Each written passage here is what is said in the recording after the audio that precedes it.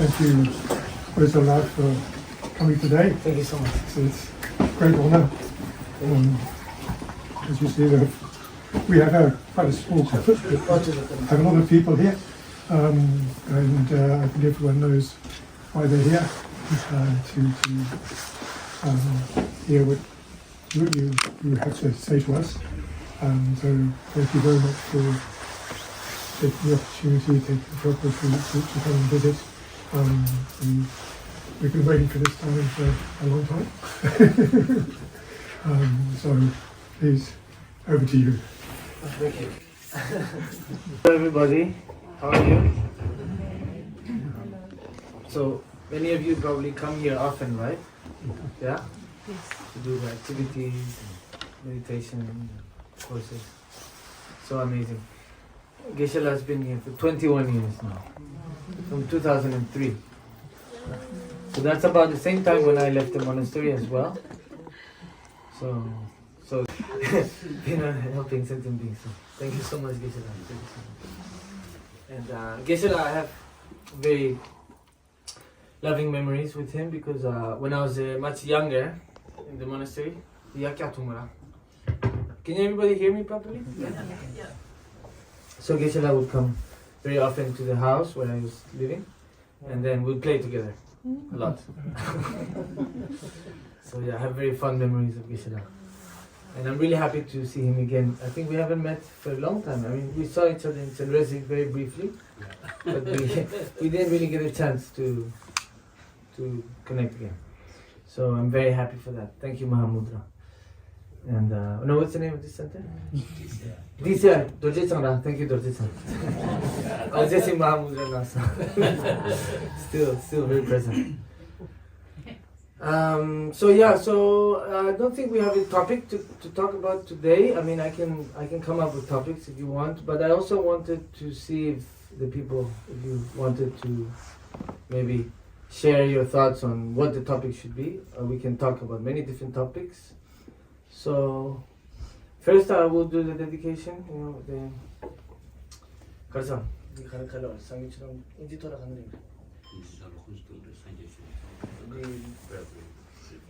Refuge prayer.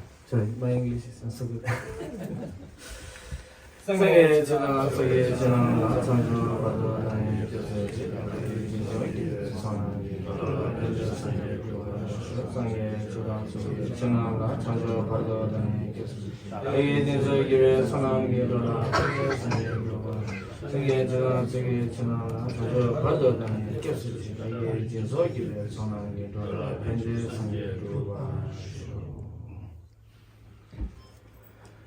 So I can start off just talking a little bit about my perspective of what the process is, in a way, together with Dharma.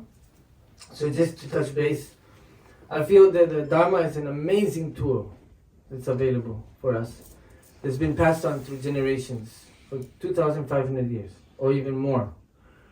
Because the techniques are universal. They've been around for a long time. And of course, we're so lucky to have that. But of course, if you don't know how to apply it, then it's very difficult for it to be beneficial.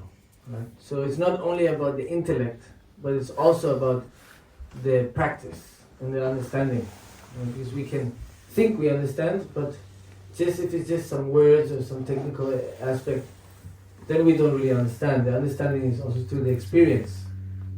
Right? So for example, if in the teachings it's talking about the warm heart, and there's a moment where somebody that really gets on our nerves challenges us, that is when you have to apply it, right? Not when you're very relaxed and everything's going well. It's very easy to apply in that sense, because the anger is hidden. All that stuff that comes out when you're triggered. And that's why being triggered is so important, and that's why we have to be so grateful to the people who make us get triggered. Because that is really the wake-up call. When you get triggered, at least for me, I'm very grateful, because it really helps me to be able to identify why am I triggered, to start to investigate. Because if you don't do investigation, then very difficult to really uncover the truth. Because there's a mechanism, right, inside of us. There's the ego, even though it doesn't exist. There's a part that actually has a mechanism, like a self-defense mechanism, right? So it activates for us not to see it directly. We don't want to recognize. And you could call it pride. There's many different ways to see it. But for example, the anger, when it comes up, it blinds us in a way. So we're not capable of seeing the reality, and the reality is that it's so objective, right? It's relative.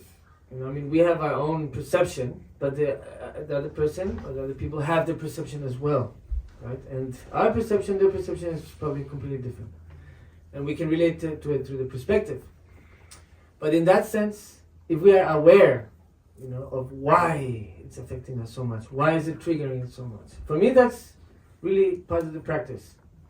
And there's everyday life opportunities, and so if somebody triggers us, we have to be grateful to that. It's not like, oh yeah, I'm not talking about let toxic people gaslight you every day. No, I'm not talking about that, okay?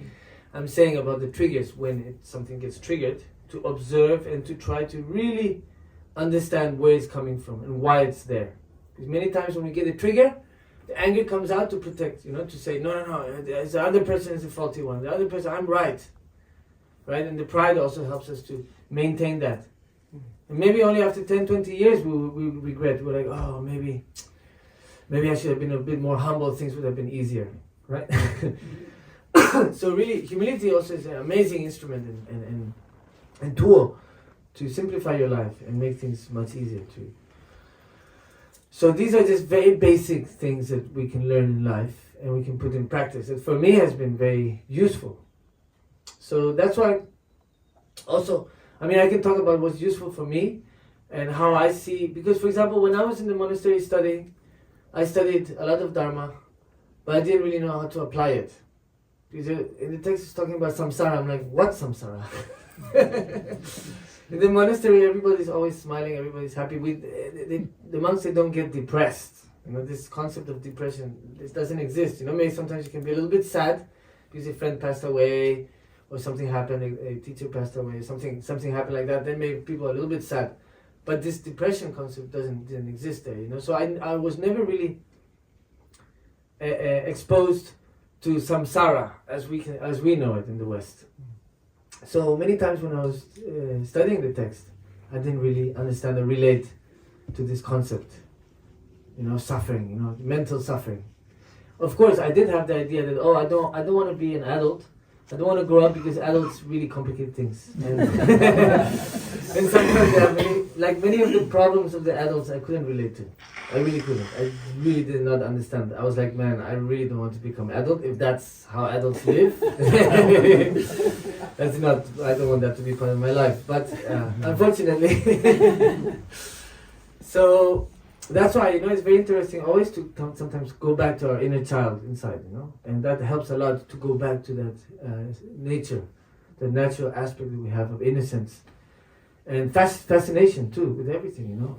You see a sunrise, it's like, wow. You see the wind that make the trees dance, you're like, wow, as a kid.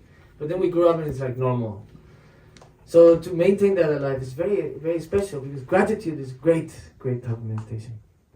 So as a child, I didn't really relate to this concept of suffering, right? Mental suffering. Or physical pain, of course, I would fall. Sometimes we're playing with, fall, do stuff like that. And we're like, but maybe like 2 minutes crying. Then I would think of, maybe I can invent something so I don't have to go to class. Yeah.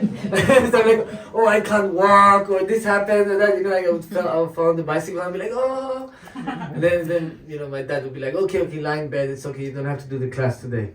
And then I'll be like looking, and they would keep the door open to check up on me, right? And then maybe they'll be cleaning one of the rooms or painting or something, and then they would talk and they would laugh, and then I would jump out of the bed and come to look what's happening. Then my dad's like, you're not sick, to go to class now. I'm like, oh no, he got me. So in that aspect, for me, the suffering wasn't really present. It only happened afterwards when I started to understand how much the human mind creates the suffering.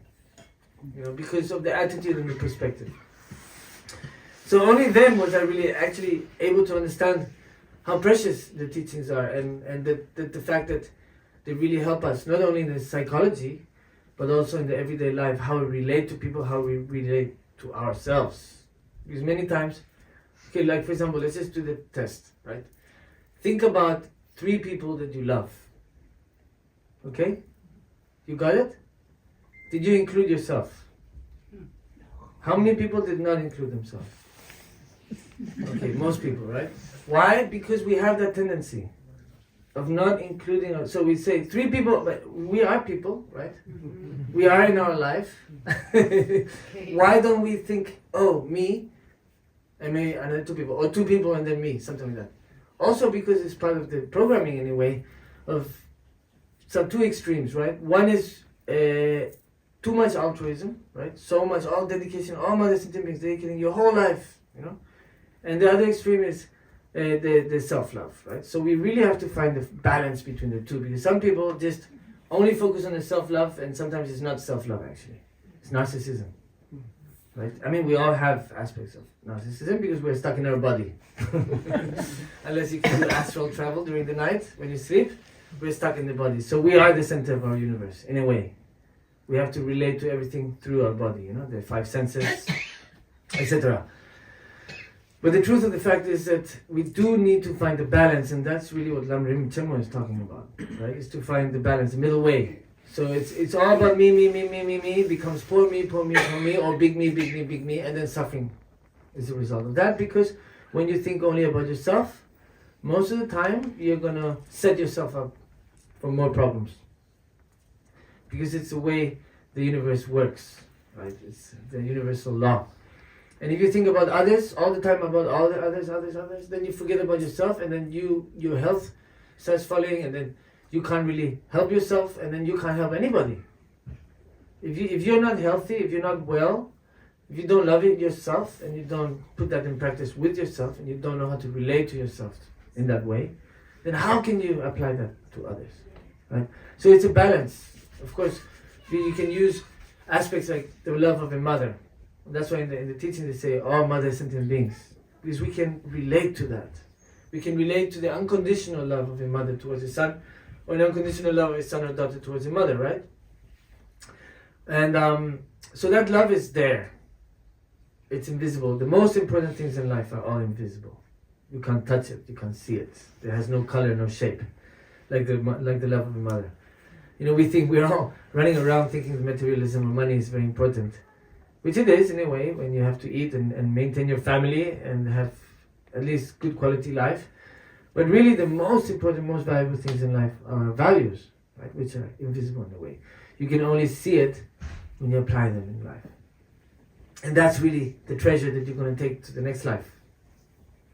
You know, I remember this is one very funny story of India. I don't know if it's true or not, but some guys came together to start a company, and the company was basically the company was, so when you die, we make sure to find your reincarnation, and then we give 30% of your wealth to the reincarnation. We keep 70%. Guarantee 30% will arrive to you. Only in India this stuff happens. I don't know if it's real or not, but I thought the concept was so funny, you know, because some people, they have so much attachment to materialistic aspect that they're willing to believe that, you know, like, hey, you know, okay, yes, I'll give you, you know, I don't have children, or I don't have anybody to pass it on to, so I want to guarantee that my future self will receive at least 30%. But it's so funny, I think it was a little bit sarcastic, but they're like, we keep the 70%, you know. And what guarantee is there that you're going to find the reincarnation, you know? It could be the cousin of somebody, or the son, you know. So anyways, thank you. So this a small joke to see how, up to what point the human mind can reach, you know, in that sense. Because many times we have that aspect of grasping, you know, and that is our disadvantage, and that is the advantage of others, right? So when they see your weakness, they will use that weakness against you, you know. And of course, sometimes people say, oh, humility is a weakness, or empathy is a weakness. No, it's not a weakness. It's a strength, right? To be able to forgive is one of the most strong aspects. And the more you do it, the easier it is to do. But you also have to see the balance always, differentiate between really, if you have compassion for yourself, then you won't let other people, abuse you, right? If you don't have compassion for yourself and you have compassion for the other person, then you're going to let that happen, and that person is going to create a lot of bad karma, and you're not really helping them to rewire their brain or rewire their attitude or the way they treat people. So that's why the balance is very important. If somebody's being very toxic with you, you have to also put a limit, because you have the self-compassion, and also because you have compassion for the other person. If you just let them, just harm you, then it's not beneficial for them or for yourself. But then on the other aspect, if you have too much big ego and you're really self-centered, then if somebody says something to you, you will take it super personally, even if it has nothing to do with you. That person maybe is having a really terrible day. There are many aspects that you're not aware of that her or his life at that moment, and they'll probably have a very hard conflict and they're suffering a lot. So the way they express it is with hate or anger, shouting or insulting or whatever it is, or saying things that will really hurt you because maybe they know how to trigger that. And then of course we react. Why do we react? Because we don't have that compassion towards that person. We don't see their suffering. We take it personally. Oh, me, big me. And then what happens? The energetic snowball keeps getting bigger and bigger. You just keep throwing it, and then maybe if somebody comes in, they get involved as well. They get splashed too. So in that aspect, just these very simple things in life that really can be applied through the understanding of Buddha Dharma. The teachings of the Buddha and the lineages who we have available, His Holiness Dalai Lama, Lama Soparimudje, Lama Yeshe. And many of the great masters and teachers have been able to put that in practice, apply it, and then share that with us. So it's the living embodiment of the example. Of course you can have the texts. For me personally, I grew up with my teacher in Gendun Chimbel. I used to call him Genla, And he was like my father, like my mother, because I wasn't really raised by my parents. So he was really the main one who was always there since I was a child. And every day. And so for me really, what he taught me was so invaluable, it's so precious. But one of the things that I really received from him was example, who he was every day. He really was the embodiment of compassion, of love, of kindness, of humility. And that is really what inspired me, because as a child, he was the one who I really had contact with.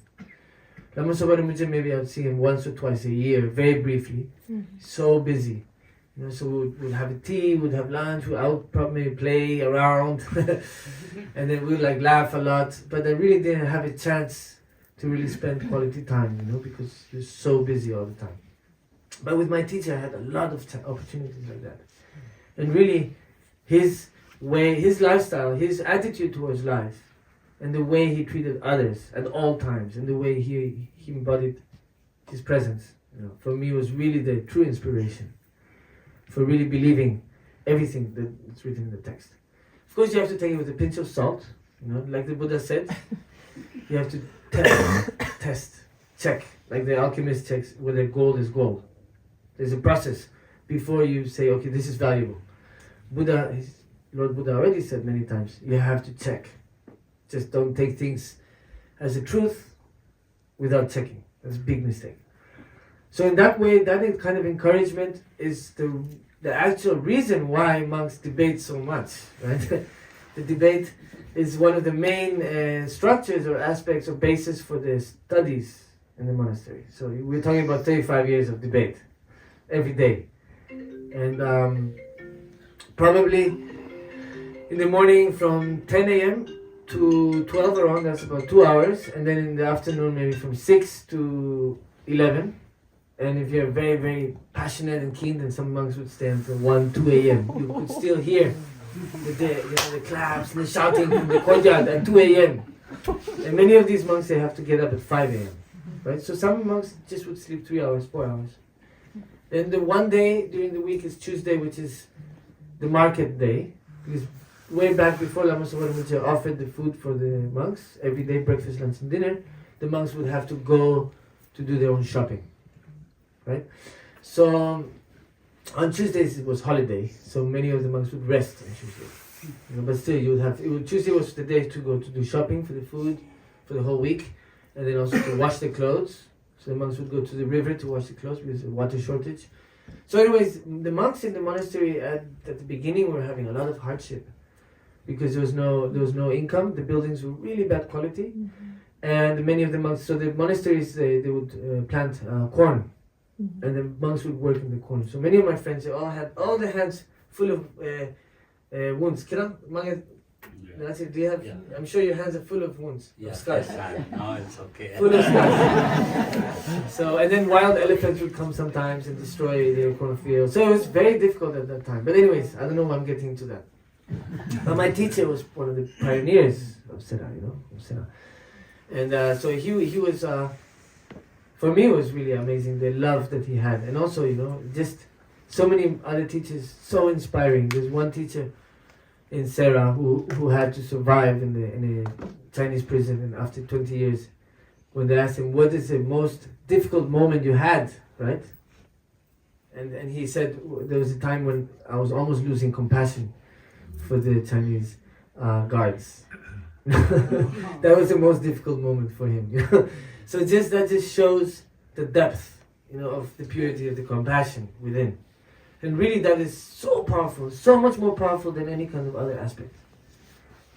Tara, she's embodiment of love. And really I think for me, one of the practices of Tara is to transform and to become that, because the power of love is superior to any other kind of power. You can think maybe in the short run, shouting or, like doing some kind of aspect like that can be productive. But actually, whatever you have to say that is with a bad intention, your body channels that.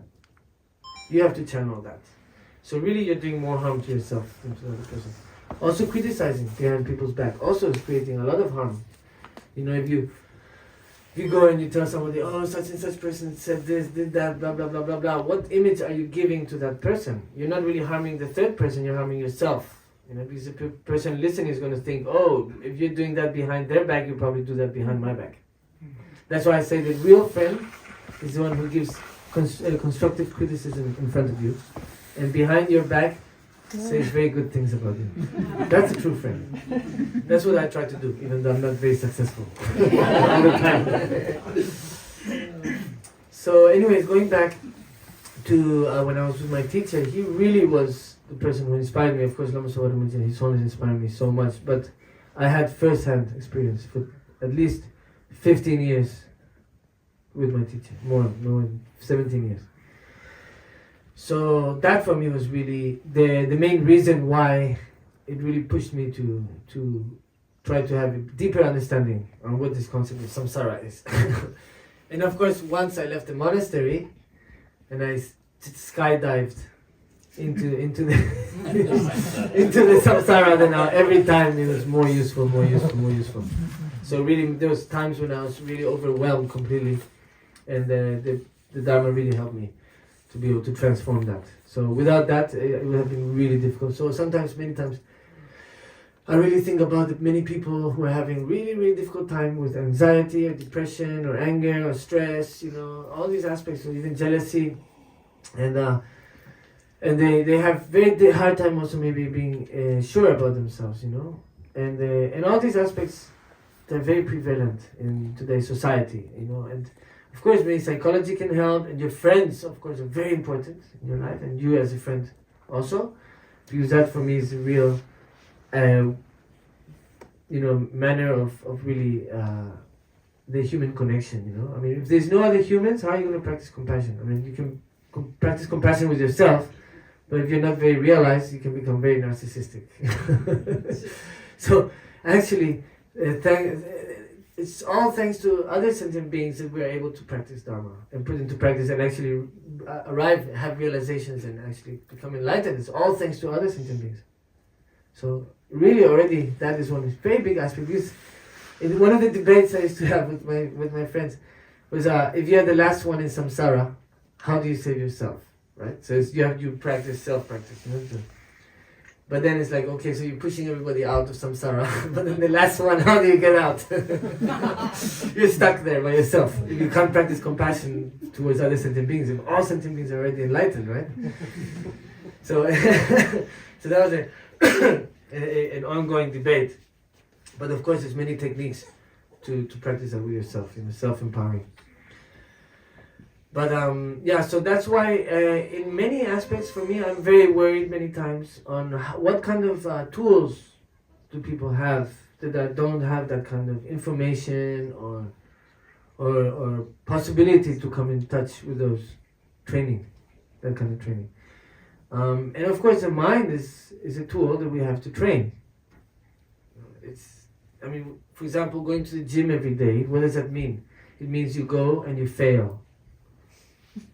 Every day you go to the gym, or whatever it is that you have to do, It makes you weaker. Going to the gym makes you weaker, right? In the short run. Oh, I'm so much more weaker than I came in. I can't lift it anymore. But then if you do it every day, consistently, you fail every day, then you start to see the result. That's why Lama Yeshe used to say, very often, he used to say, if you don't make mistakes, it clearly shows you're not doing anything. And he would say, just do, don't try, just do, because many times we say, oh, I'll try, I'm trying, I've been trying. And as long as you're trying, you're just creating an idealization and you're grasping towards that, which will never really happen. It's a little bit like, I know many people who say, oh yeah, I'm studying now, and I'm working so that I can have enough money to retire, and then I'm studying so I have all the information that I need to do the retreats. And then once I do all that, then I'll find a nice and dry cave somewhere in Nepal, in the Himalayas, and then I'll start meditating. It's like, what? Does that even make sense? It's not about the destination. This is one of the issues, I think. There's a few issues that I have to write down because I'll forget.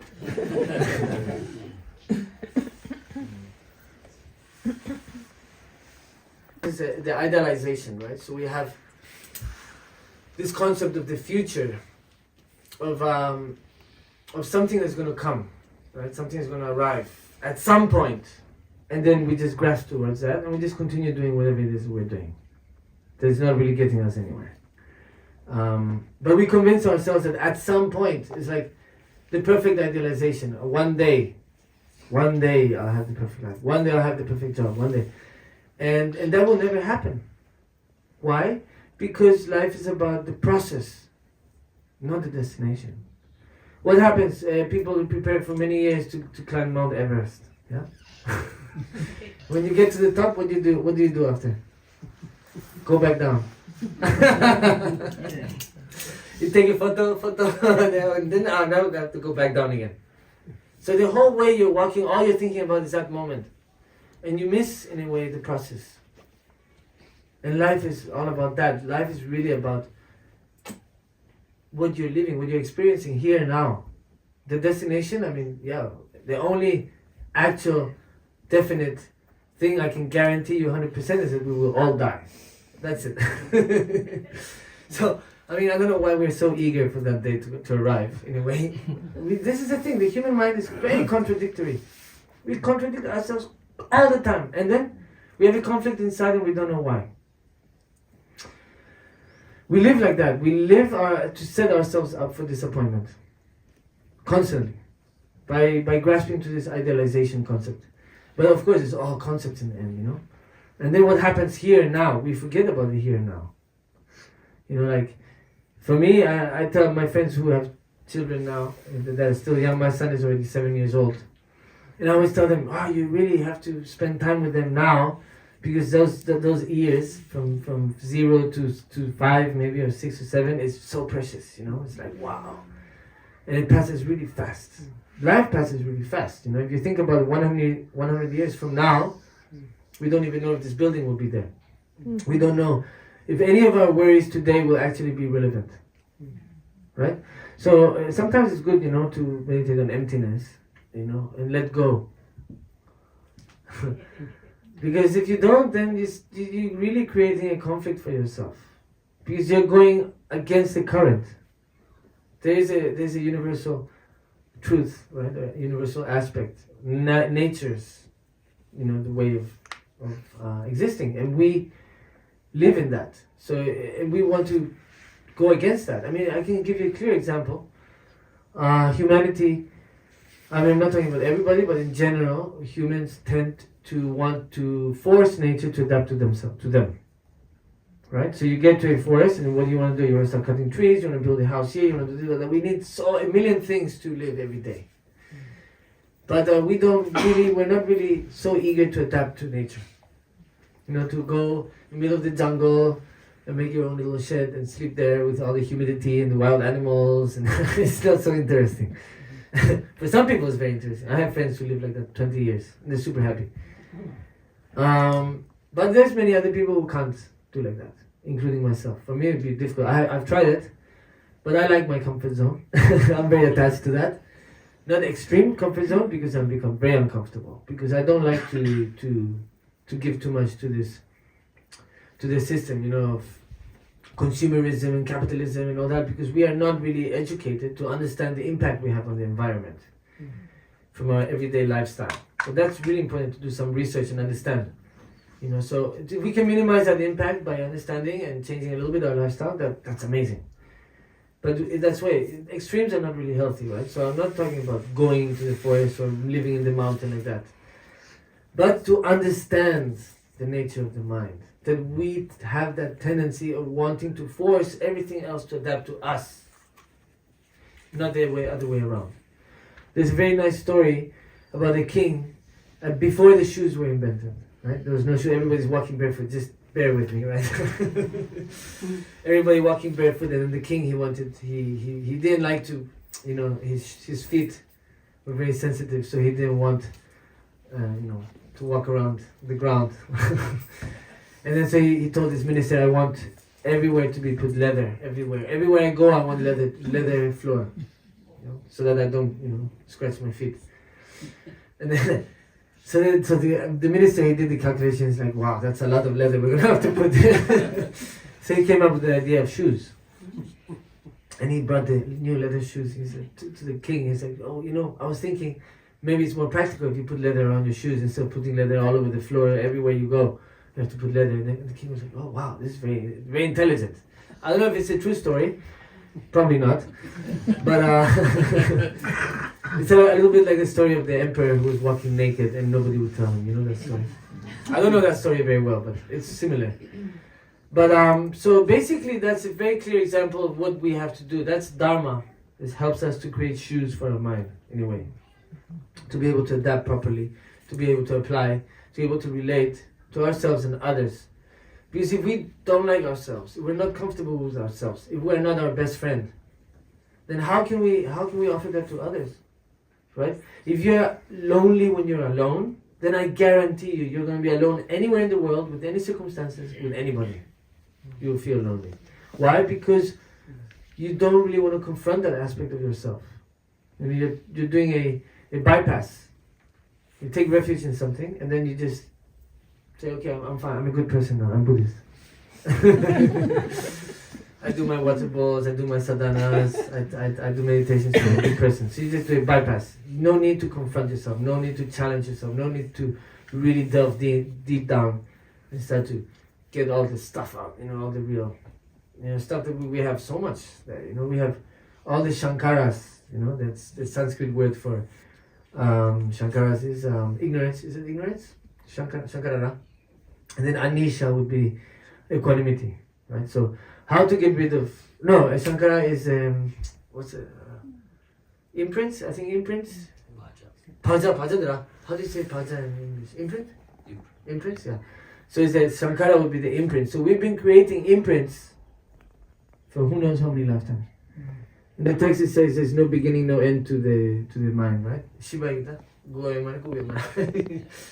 But anyways, that's debatable, because if you think about this infinite lifetimes, there's another debate also. Then we have infinite bad karma and infinite good karma. So therefore, so it's a little, so I'll for me my kind of what do you call it? Yeah. So the theory would be like infinite lifetimes plus 1 or minus 1.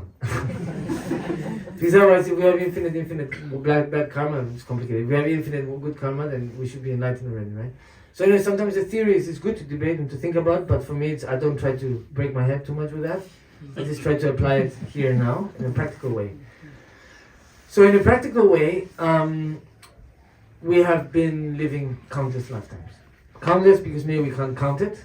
It could be finite, couldn't be, that's not really right now an issue for me. But if you think like that, then we've been creating these negative imprints for lifetimes. In just this lifetime, how many imprints we've created, right? So how to transform that, that's a very important aspect. And one of those aspects is to challenge yourself, to go and delve deep down inside. If you're always looking outside, you know, many times that's what happens, you know, we try to look for outside to take refuge in something. You know, some people, their idealization is to have a Ferrari. So then everybody will accept them and love them if they drive a Ferrari. After a week, maybe get scratched and they forgot to get insurance. There's new hell realm. Or maybe the idealization of the perfect life, you know, all these aspects, you know, and then you do the bypass, you take the refuge. Even, for example, in the Buddhist world, also that can happen. Like people take, they get so attached to the guru. They think they don't even have to look to search inside because the guru is going to save them. And then when the guru passes away, what happens? He suffers so much. So these aspects, it's very important to start to understand the balance, you know, to try to really find the balance. The guru is there to help us to understand and learn and guide us through difficult times, right? But really, the inner guru, the one who's learning and who teaches oneself, is the most important guru. Because if you don't want to learn, then there can be a whole army of gurus dedicated to you every day, and you can't learn anything. It's impossible. Literally impossible. So which is the first aspect? Is the one inside, the guru inside. That's the one that has to learn. That's the one you have to transform and understand. It's called the mind science. So for me, I feel my job in a way is just to do introduction. These are all the technical aspects. Geshe I can do. And for me, I'm also a student and I'm still learning. That's why I'm in the process of becoming Buddhist. You know, I don't like to put myself in a box, say, oh, I'm Buddhist, I'm a good person. That's it. No, I'm not a good person. Not yet, at least. I'm in the process of and all the delusions. But I can share about that process, you know, because I do struggle a lot. Now maybe not as much as I used to. Now my life is a little bit more easier, you know, because I'm reaching 40. So my ascendant is Virgo, and my sign is Aquarius. So I'm moving on to Virgo now. When you reach 40, they say you become your ascendant. So, Aquarius is like air, very spaced out kind of thing, and Virgo is more earth, more grounded. So in that sense, I'm starting to get more grounded, and that's giving me a lot of peace of mind. So in that way, I'm very grateful. So we idealize, we set ourselves up, and then when we completely everything falls down, we have so much disappointment, then we suffer even more. And then of course, what is the easiest thing to do? Blame others. The most easy thing to do is to blame others. And when you blame others, you take away responsibility from yourself, right? So that happens constantly, you know. So that's why I feel to take responsibility is very important aspect, you know, very important aspect. Because when you take responsibility, then things start to change anyway. Because what is this main aspect that Dharma is telling us? Two things, right? It's to change our attitude, to change our perspective. If we're able to transform that, our whole life transforms, changes. You know? The attitude and the perspective, this is really, for me, is the key. And then one of the very important techniques, which actually is not mentioned in the texts often, is gratitude. Gratitude. There's a lot of rejoicing, there's a lot of compassion, but gratitude itself, I haven't seen in the text a lot, right, Gisela? I don't know. Gisela, you debate, okay? You tell me. For me, I love to debate. This is one of my favorite pastimes. And learning process. Because that really makes you doubt. You know, many times say, oh, I'm lost, I'm suffering so much. And well, you're lost, that's great. The more lost you are, the more opportunity you have to search and to understand and to find. You know, if you don't have doubts, then it's like, oh, okay, everything's like that. But actually, every day we have to learn. You know, if you don't learn, then when you walk into this room, you crash into the altar, you crash onto the wall, or because you have to see. So you're learning about the space in the gompa in order to move around the gompa, right? If you close your eyes, try to move around the gompa, or you walk around the street, you probably fall. You probably hurt yourself, correct? So what are you doing? You're learning about the space. So learning is a constant aspect of life. So some people, they say, oh, I know, I already know. And that's why I'm very wise, I'm superior to you. But actually, nobody knows more or less than anybody else. Everybody just knows different, based on their own perception, reality, and their childhood, their culture, everything, the programming, right? We all have our programming. And so that's why, because it is a constant aspect learning, even the day we die, we're still learning about the process of death. So that's why it's important to be humble, important to be open-minded, important to always be aware of that everybody else is always going to have different perception. And nobody ever will be able to understand your perception. Sometimes even ourselves we don't understand.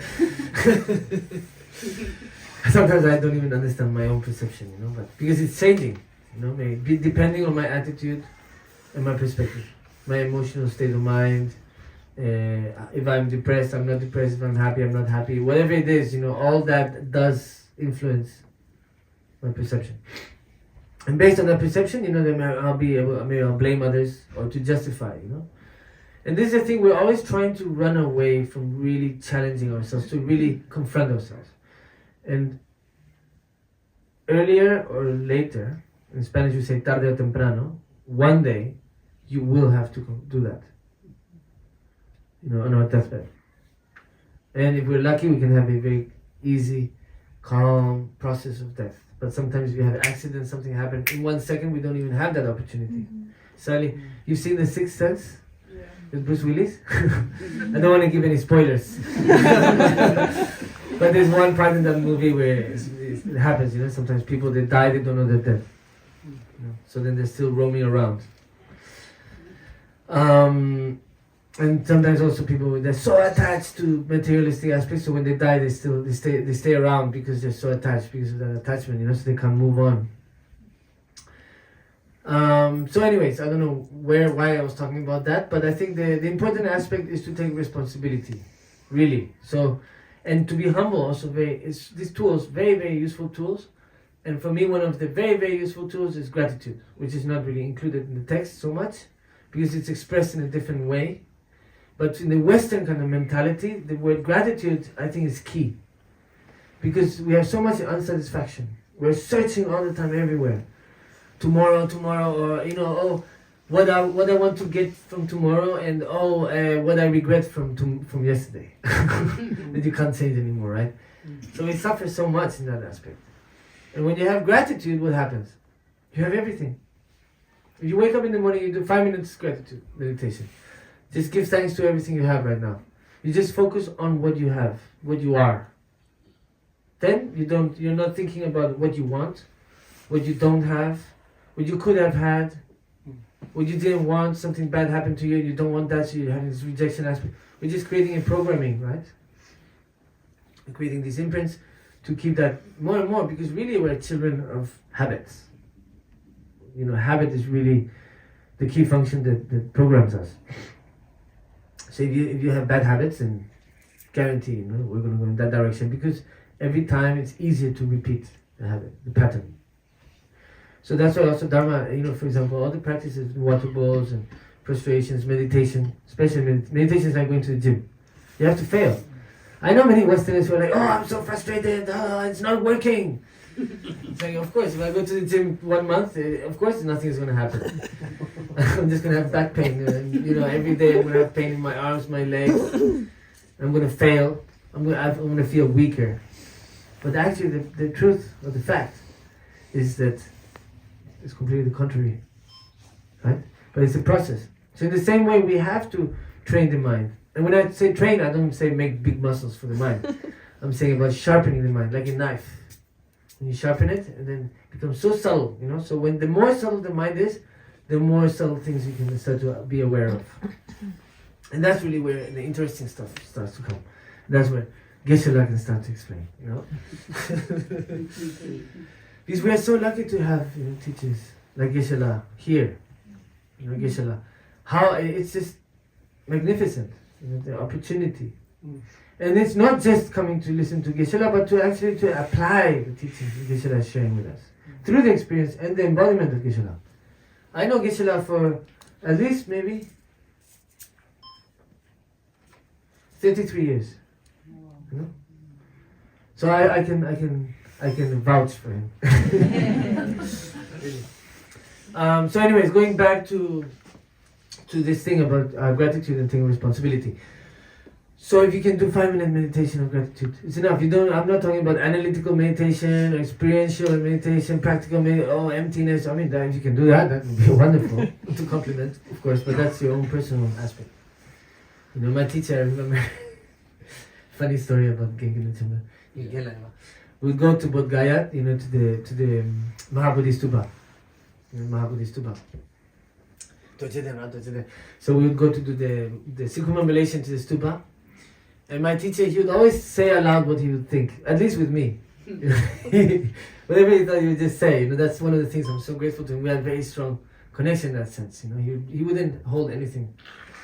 I remember there's this very handsome person, Western person, sitting straight, like that. You know, in front of everybody. You know, where everybody could see him. You know, sitting like that, without moving. And then my teacher looked at him. He looked at me and said, "You see, he's fake." I'm like, what?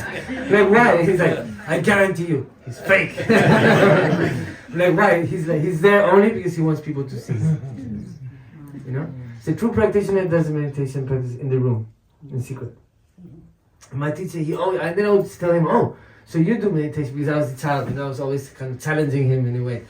Because I didn't really have this concept of, you know, the respect towards the teacher. You can't say things, you know, because I'm Westerner. My teacher used to treat me like Westerner, you know, because he really wanted to have that kind of relationship with me.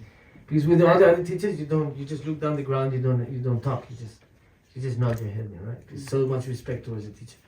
But because I didn't have parents, so with my teacher, I had that kind of relationship. So I said, how do you know?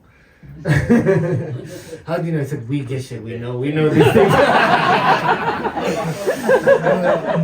So funny. And then I would say, so what do you do practice? Like me, no, I don't do any practice. I'm like, huh, so interesting, you know. But then every time we go to the teachings of His Holiness the Dalai Lama, I would share the room with my teacher. And me, I would sleep until he would wake me up, you know. And then a few times when I grew older, and then I would wake up in the middle of the night to go to the bathroom, maybe like 4 a.m. Boom, suddenly one day I saw a silhouette. Sitting, meditation. I still get goosebumps. And then I was like, wow, you know, 4 a.m., 4:30 a.m. already in the darkness. You know, just see, sitting. Real true practitioner. You know, when he passed away, his body was in like meditation posture without smelling for over a week. Yeah. So for me, I had the first-hand experience of that. Obviously, I never told him that I saw, because I felt maybe it was important for him to keep private. I think maybe later on, when I grew up, I did tell him something. I thought, by the way, I caught you meditating a few times.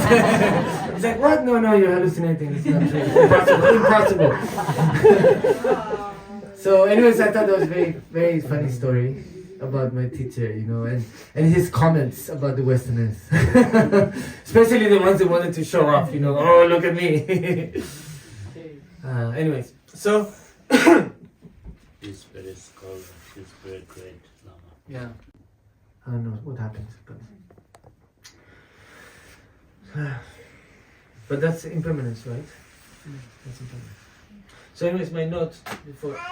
One of the things also I think is a very important issue in society today, especially Western society. So we have this tendency of believing that the suffering is bad. You know, I mean, I'm not talking about, sometimes also there's an extreme of, oh, I have to purify, and you go through the hell realm, you know. That's not you really have to find a balance, right? But in Western society, many times, we have a programming or an education where we have to avoid suffering. Suffering is a bad thing. Pain, suffering, even death, talking about death, is very bad. You know, it's taboo. So this is a direct cause for us to suffer even more. Because it's part of nature. You know, suffering, you being happy or enjoyment is temporary, just like suffering is also temporary. But because if we have big ego and we're very self-centered, the suffering becomes so big, you know. Especially if you have individualistic kind of culture, right? Because collective culture is a bit more different, but then in the collective, the individual disappears. So also that's not so healthy. So it's really to find the balance between the two. And so many times I've seen that, you know, people, whatever, if they're suffering, they're like pushing their way, no, I don't want to talk about it, I don't want to know about it, or, you know, like, oh, this person is bad for me. And maybe this person is triggering us. So therefore they're like, oh no, I'm going to push this person away. But maybe that person, the intention is actually to help us by telling us constructive criticism. He's a true friend. But we push it away because we don't want to recognize, we don't want to suffer, because that's the programming we have. I'm not saying now we all have to go out and suffer to purify. Absolutely not. You know, it's a very relative aspect. Very relative aspect. The more we think, oh, suffering is bad, the more we're going to suffer when that happens. And it's inevitable, unavoidable. Because it's part of suffering. That's one of the qualities, more than qualities, one of the reasons why we're so lucky. And we lived as gods. The gods, you know, they have 10,000 years, exactly. Well, depending what level of the god. But there's some gods, I just say 10,000 years so that we can understand a little bit. And they have no sickness, no suffering at all, just pure bliss every day for 10,000 years. Exactly 10,000 years. And then the karma finishes. So maybe a few months before the 10,000 years finishes, their body starts to smell a little bit. And the other gods, they smell this and they ignore completely. Like you don't exist, like they don't exist. They don't, like they see through you. Like you go to talk to them and they're just looking through you. Like it doesn't exist, because for them, that type of suffering, to acknowledge that day will come for them, is so big, because the gods, they are also clairvoyant. So they can also see where they're going to be reborn. But they don't want to know. Because so much enjoyment, right? Also happens here on this planet. You know, people, they have so much wealth, but they're so unhappy because it's the materialistic object is not going to give them happiness. It's actually going to give them more problems. Because there's more attachment, more preoccupations, and then division between the families, etc. I can go into it the whole day if you want. But that's the perspective. If you start to think about it, the true happiness is when you transform your mind. The more you know, the less you need. The less you need, the more rich you are, right? And if you look at the animals, they don't need most of the things that we need every day. They don't need toothpaste and toothbrush. No, just kidding. So this aspect of pushing away, avoiding, trying to avoid suffering, avoid old age, how many people, you know, why is the business of what do you call it, operation, aesthetic operation, cosmetic surgery, why is it such a big business? Because people get addicted to that, because they just keep, you know, and if you don't change your mind, doesn't matter if you have 100 cosmetic surgeries, it's not really going to make you beautiful, you know, because the beauty really is inside. If you feel beautiful, you're going to be beautiful. If you feel ugly, that's in the way what's you know. So it's not really about but that's the thing. Society and the system in a way makes us believe that is the beauty, you know. But then of course I have friends who are models, and they see their own photo and they're like, I wish I looked like that. I'm like, but that is you. And they're like, no, that's not me. Like, what do you mean that's not you? It's like, well, I have to go through Photoshop, I have to go through hours, like 5-6 hours of, they put like, I don't know, 2 millimeters of thick, whatever it is in the face. I'm not very familiar with all that, but eyelashes and this and that, you know, like, so it's hours of transformation of the face. And then on top of that, once they take the photo, lighting, blah, blah, blah, very good quality, then Photoshop, hours of Photoshop.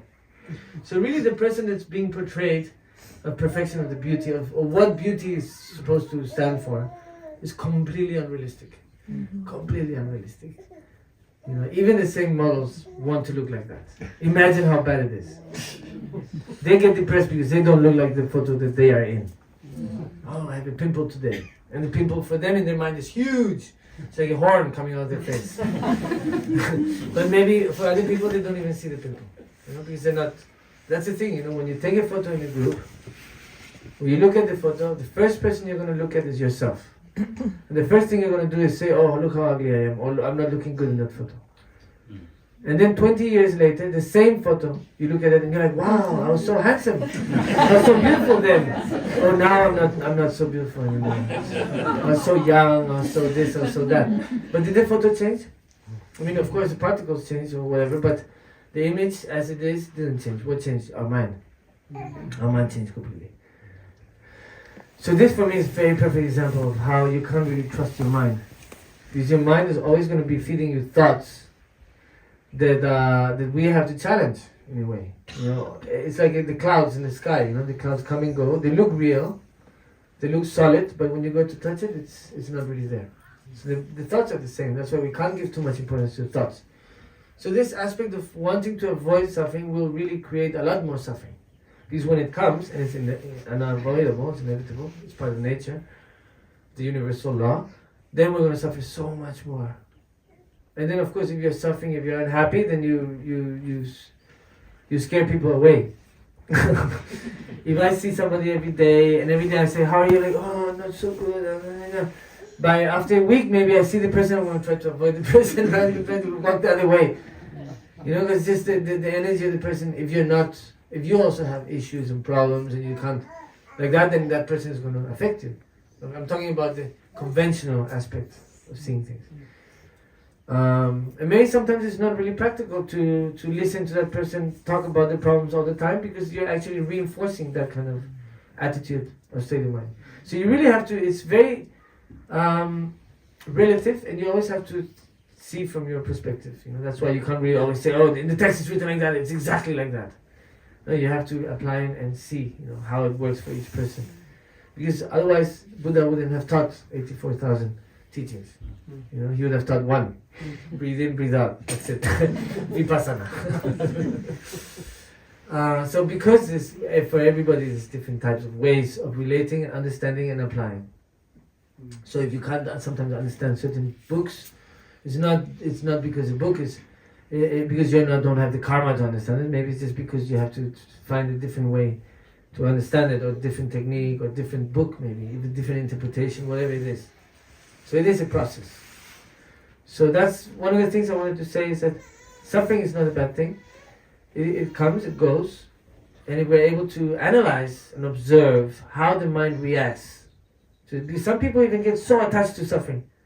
The nervous system maybe knows and is only familiar with that kind of suffering. So then the nervous system is scared to be in a much better place because it's unknown.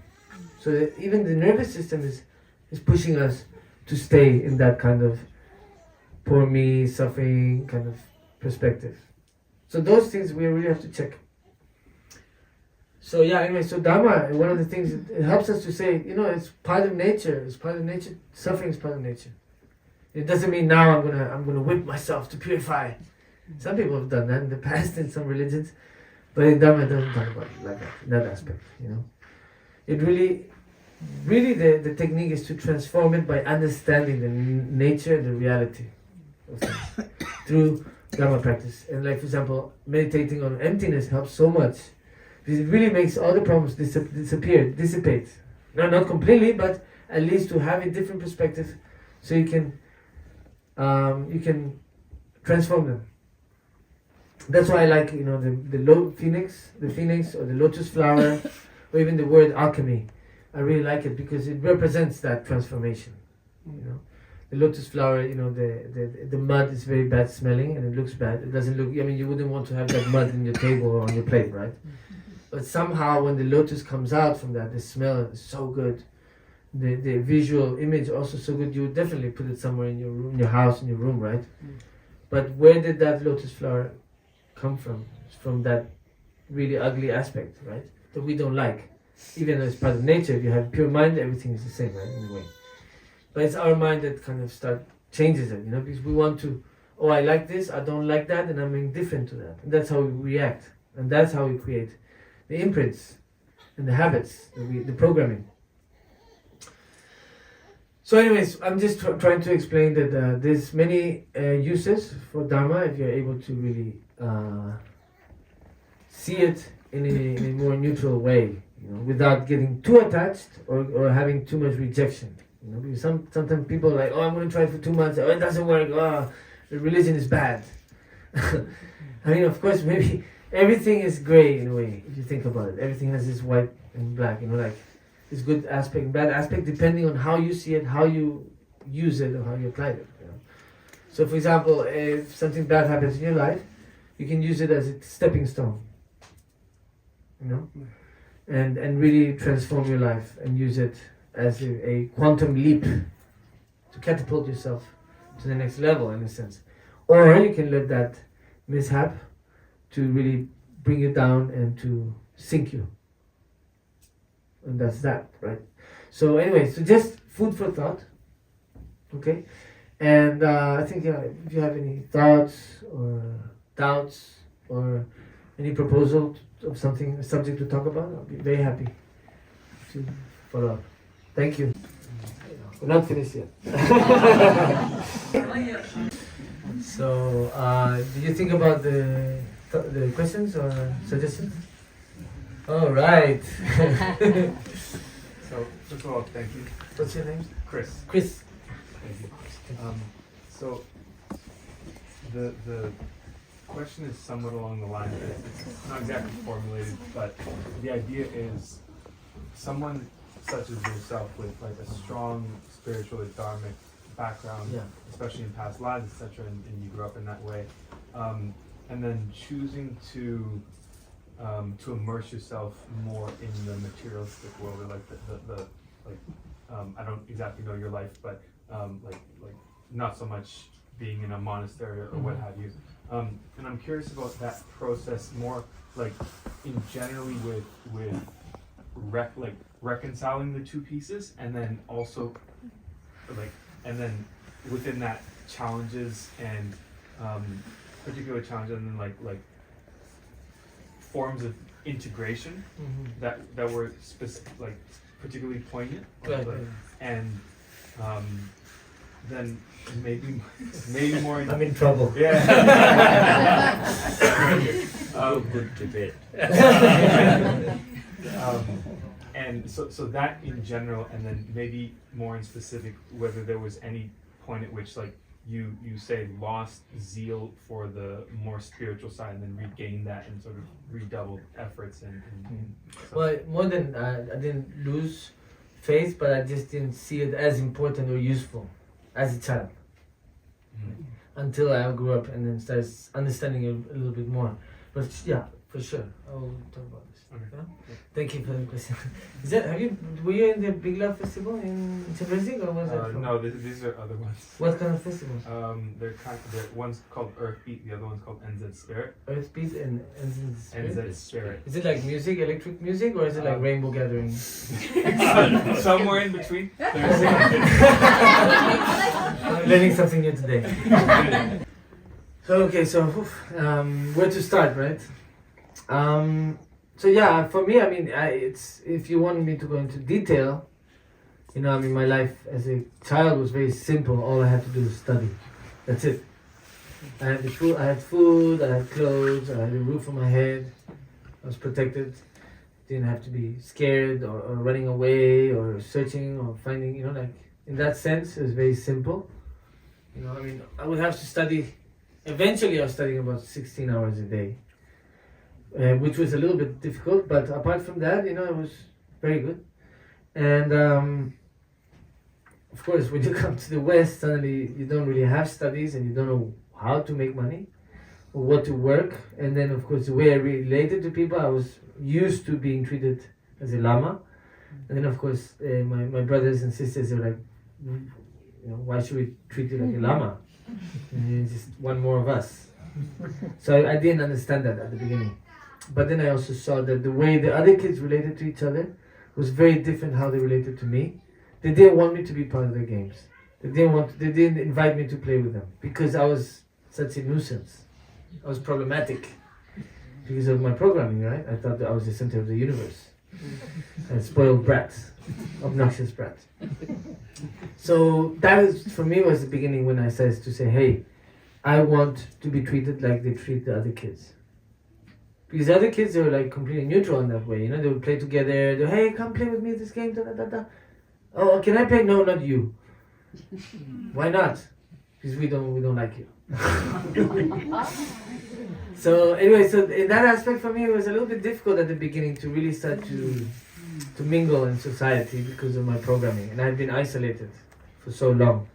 The only contact I had with other people was in this type of situation, where I'm supposed to be something else that I'm not. I'm just a normal person struggling with life and understanding and learning. And obviously, I would never fake perfections. That's something that it doesn't really integrate with who I am. So many times people expect that. They expect you to fake perfections, to act accordingly to what they want, what they expect. That's another idealization, So for a child to have to be a yogi, when he's 2 years old, or whatever, 6 or 10 or 12, 15, it's not easy for the child. I mean, for me it was not easy because I didn't identify with this concept of lama. I'm like, yeah, there's many lamas in South America, they're called alpaca. I'm from Spain, not from Peru. No, just joking. But actually, like my name in Polish, Osel means donkey. So, anyways, I remember the first time, I when YouTube came out, I was really, because I had big ego. So of course I wanted to see, Osel, I'm going to write the name Osel on YouTube and see what comes out. Of course, I'm sure images of me has come out and all donkeys, just donkeys. Like, oh, what? Why is it all donkeys? I didn't understand. So anyways, yeah, so it took me a very long time, and also in my teenager time, especially relationships, I suffered a lot. Because I wasn't really able to.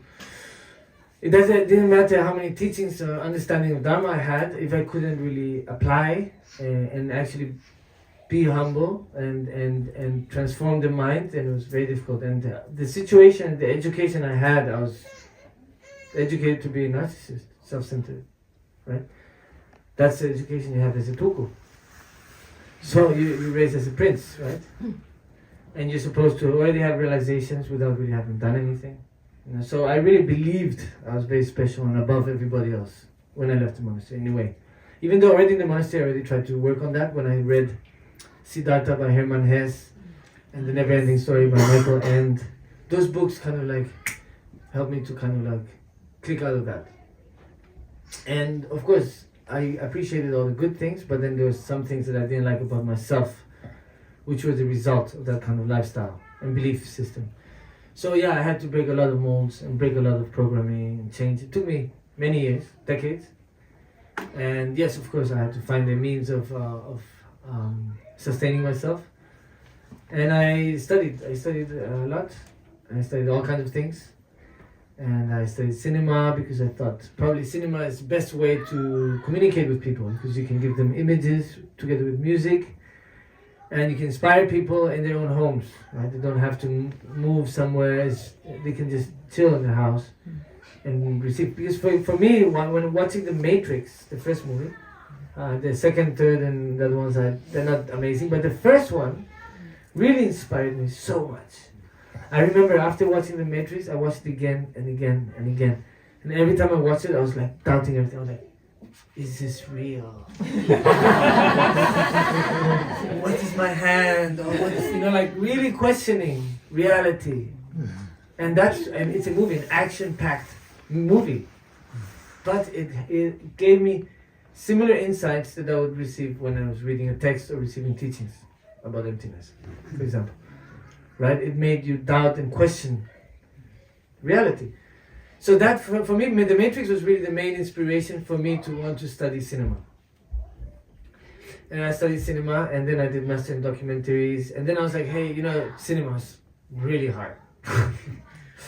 Because it's like you have to change the reality, and you give the reality you want people to see. So again, I didn't agree so much on that. So then I did a master in documentaries. I was like, I want to share the real reality. So if somebody really inspires me with their lifestyle and the way, the attitude they have towards people, that's what I want to share, that reality. So show people the gems. You know, there's so many people who nobody knows about, who live a lifestyle that is so inspiring. So how do I get people to be inspired by them? Through documentaries. So that's what I started to do. And then after a while I realized also I didn't know how to cook very well, because I mean we have to eat. So, so I was like, maybe I might as well do a cooking course. So I started cooking. I did about 3 courses and I started working as a cook. That was like deep samsara. Like 9-10 hours of work, standing up, barely couldn't eat. The bosses were always shouting, always making you feel bad. And then after 10 hours and maybe I would finish around like 2 a.m. Because in Spain it's not like in New Zealand, you know. The kitchen opens at 9 and they close around 12:30. But if new clients come before 12:30, then you have to open again, you know. So sometimes we finish cleaning the kitchen 1:30, 2 a.m.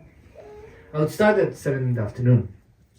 So you come, you clean, you start making the sauces, all the stuff, you know, cooking, whatever, preparing it so you can do it faster when the people come.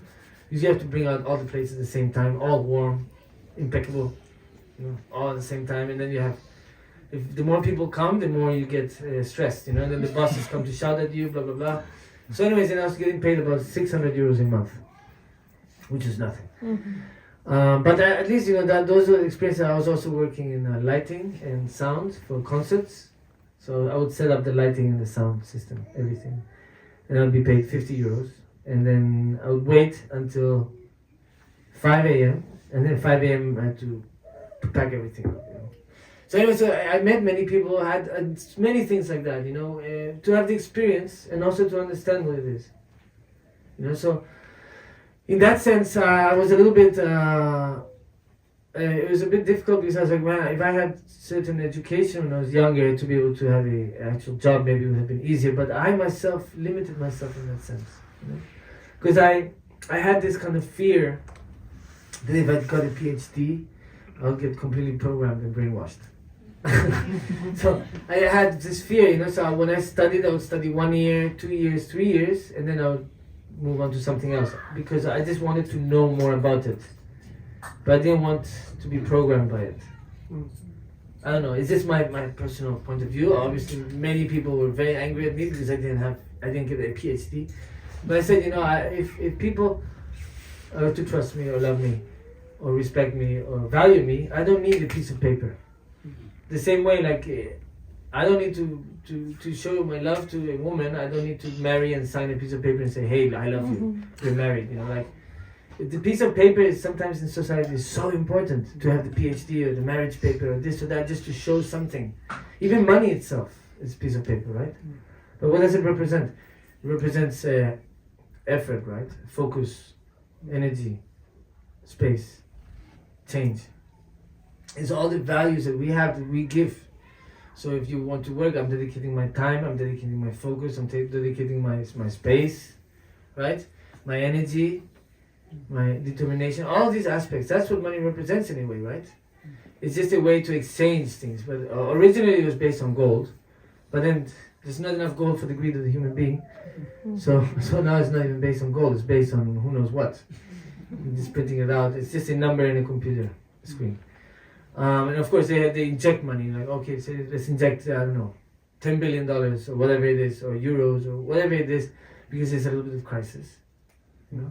Inflation, I mean, what is inflation? Inflation is exactly that, it's injecting money into the system. But that money, those 10 billion, whatever X amount of money, represents hours of work, supposedly, but those hours of work don't exist. They just inject the money. That's why that's how inflation starts happening. There's money that doesn't have the value that should have behind it.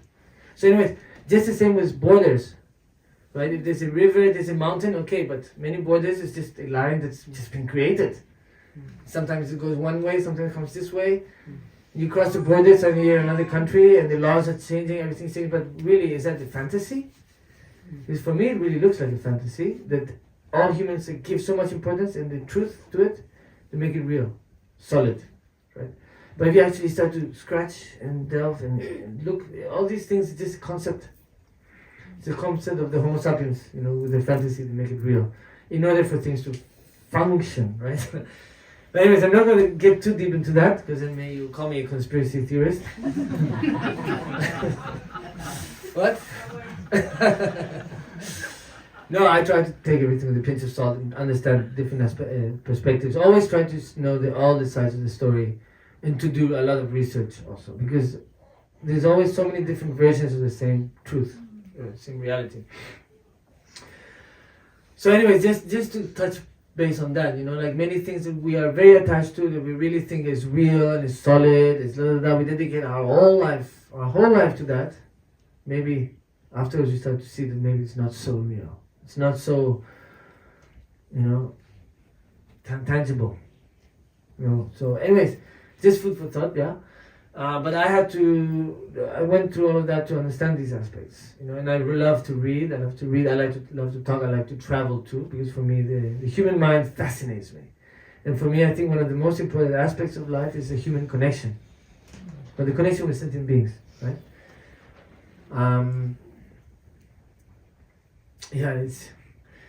I have a dog, he's a beautiful, so noble dog, he's a Labrador Retriever. And people, they love the dog all the time, and they tell me, dogs are much better than humans. They're much more, noble than humans, and it's true, in a way. Dog, the attitude they have, they just, it's so pure, so pure. So, I've learned so many things from my dog, and I've become a better human since I had the dog. Really. And my son too. My son also is one of my teachers. He teaches me so much about who I am. I remember a very funny story with my son. He was maybe 3 years old. So I used to always tell him, like, hey, you're a very lucky child. You have to appreciate and value the fact that nobody expects anything from you. For me, I was 18 months old already. I was sitting on a throne. And I had to do a job. I had a, so many people expected a lot from me, always. Even today, many people are expecting a lot, right? But that's why for me it's important to be realistic in those expectations. You have to understand that they're not realistic. So anyway, my son, I used to tell him all the time, because for me it's important that he valued that nobody expects anything from him. It's like, yo, wake up, like you're having a normal childhood, like I gave him the childhood that I always wanted for myself, and through the relationship with my son, I was able to recover in a way in my childhood. I'm still recovering in a way with him. So I would tell him all the time, and then I think when he was 4 years old, one day I just kept repeating, and he'd be like, okay dad, like that. And then one day I said to him, you have to value, nobody expects anything from you. I don't expect anything from you. He looked at me and said, shut up. Oh my God, my son is telling me to shut up. How is that possible? Like, what? And he just said, shut up. That's it. That's all he said. And he continued playing, and I was like, wow, okay, I really have to think about this. So I started thinking. Then I realized I was expecting him to be grateful for not expecting anything. So I was actually doing the same thing without realizing. And I was forcing him to follow up on that, to be part of that neurotism or whatever you want to call it. Right? I really wanted him to be able to recognize that I didn't expect, but actually it wasn't true. I was expecting him to be grateful for not expecting. Like, it's contradictory, completely contradictory. And he accepted that for a long time, until one day he was like, shut up, He's like, I'm not going to accept that anymore. And then I realized, I was like, wow. So then I said sorry for expecting you to be grateful for not expecting anything from you. These adults, and I'm like, well, I can relate to that. When I was a kid, I used to think the same. These adults complicate things when they shouldn't. We just complicate our lives, and then we complain about that on top of that. We victimize ourselves for complicating our lives. And it's a nice story for me. It was a great teaching from my son, and that's why I think many times a lot of things that we learn comes from people, animals that we don't expect, coming from the teachings. Great lessons. And you think about our ancestors also. They learned from the animals. A lot of dress, dance, even martial arts, even the food. Many as to how to build Some animals are amazing architects. And so anyway, so our ancestors learned from animals. Even today, fashion, if you look at fashion many times, it's based on how animals dress. Or how they dance, many dances and martial arts originally came from observing animals. Okay, so yeah, something like that. Is that good? Are you satisfied? I think this ring is gold, it's not gold. It's fake gold. But I like to show off. Questions, please. You've gone through all of these experiences. Well, I still have many really many different aspects of human existence, from which you've drawn out this very experience you're sharing with us now. Now we have our lives here. We have an experience here. We've come occasionally and received teachings from Geshe-la, and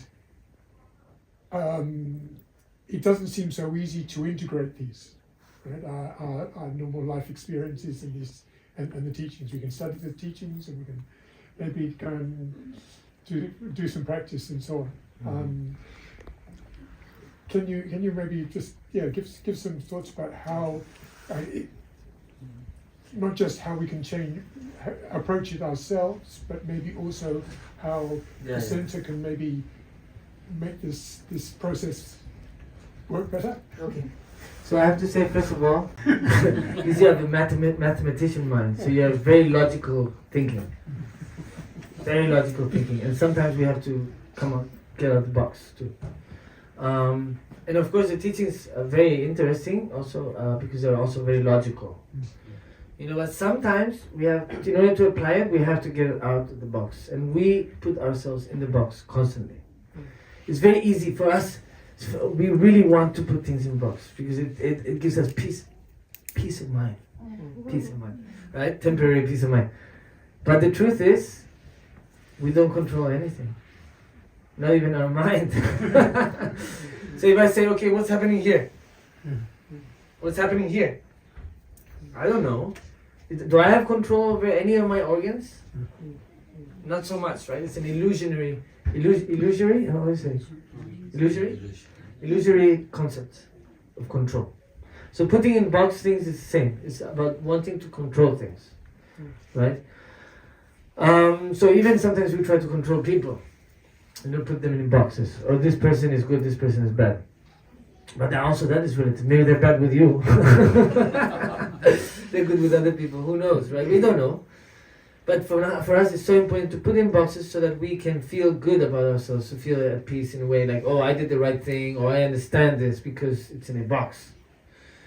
But really, the concept when you start talking about quantum mechanics, which is on the same page as the teachings of the Buddha 2,500 years ago, my teacher used to joke with me. He used to be like, the Western scientists, they say now they've discovered quantum mechanics and all this, the metaphysics, and they're so proud of the discovery, but already 2,500 years ago, it was already discovered just by sitting down and meditating. So, interesting, right? Now that the science and spirituality, you could call it spirituality or philosophy, or the mind science, so they're actually on the same page, and that's why His Holiness the Dalai Lama, he does a lot of conventions and gets really the scientists to talk about with the experts of Buddhism, because it's such interesting times right now. We're really entering the golden age, even though of course there's many other things that are happening, but it depends on how you see things. So there's a very old saying, ancient American Indian Cherokee saying. They said if you have two wolves, a white wolf and a black wolf, the wolf that you feed the most is the one that's really going to gain presence in your life. So if you have negative thoughts, if you have negative perspectives, if you have this and that, if you keep feeding that with the negative thoughts, that's what's going to prevail in your life. Negativity. Right? And that is a problem in a way, because we do overvalue negativity much more than positiveness. Right? And I can see that constantly, even in my mind also. Every day there's so many positive things, and then maybe one negative thing happens, and then I just focus on that. It overwhelms me in a way sometimes. And then until I start to, like, you have to work them out, you have to analyze, you have to talking to your friends, getting it out, expressing your emotions, blah, blah, blah. This is, of course, Western technique. Tibetans don't do that. Tibetans, they don't talk about the personal problems. It's not a cultural thing. But in the West we do, right? So in through that process, you start to see things a bit more clearly. You're able to transform. Because really, what is the true hero of humanity? Who is that? The guy who killed the bad guy, or what? Who's the hero of the humanity? The true hero is the one who conquers his mind. Right? That's the true hero of humanity. And that's, I think, the greatest achievement in life, is to conquer your mind. So putting things in boxes is a way to avoid doing that. Because of course you have to put things in boxes in a way in order to relate to it and to be able to understand it, but eventually that's going to hinder you in your process. Because you're just reinforcing that programming, you're reinforcing that habit of trying to understand things. Because, I mean, what is knowing, to know? What is that? It's a very relative. Your mind is changing completely. So what you know now, when you change, the way you know it, the way you see it, it will change also. That's why everybody has different perception and perspectives of life. Because everybody knows different. And this is my kind of perspective, obviously. But it's something that I can use to help myself to get out of that box. Because being in a box can be, puede ser un alivio, we say. It can be relaxing, relaxing. Relief. See. So it can be a relief, to put things in boxes, because you're like, okay, he's a bad person, I'm a good person. I did the right thing, they did the wrong thing. But or this is like that, that's like this. But then in the long run, because our mind is changing constantly, we have a conflict, because we grasp so hard to this box. We don't want it to change, because we know if we change it, we have to accept that maybe we're doing things wrong. So we get so attached, 20 years of whatever we've been dedicating our life to. And then but that's also bypassing. That's called putting things in boxes, part of bypassing. It's necessary at the beginning to understand, to relate, but then there's a point where you have to let go. And that's why it's about balance. If you let go too much, then maybe you end up naked, dancing in the middle of the street like a crazy person. I mean, there's many stories like that of yogis, that are highly evolved beings, but to society they look completely crazy. So it's very relative also. But I'm not saying to do that, obviously. I'm talking about the balance. So it's okay to put things in boxes, to relate, to understand, to be able to see. But then, of course, you have to let go of that eventually. I think in mathematics there's a lot of stuff like that. When you start delving into quantum mechanics, you have to let go of a lot of boxes. Right? And that's why there's a lot of debate between scientists also, and mathematicians. Because in the end, you can actually explain the universe through math. Right? Music is math, and the universe is math in a way. I mean, everything has its logic, the logical brain, right? But there's many things in life that are not logical.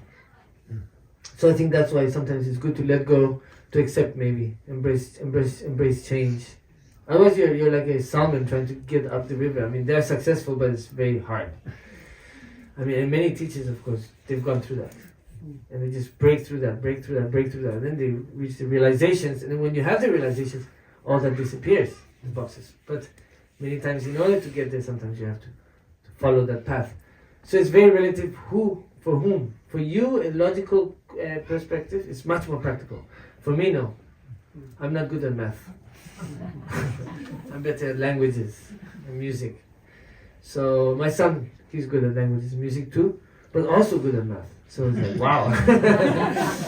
the evolution, the 2.0. I'm very proud of my son. You can tell, right?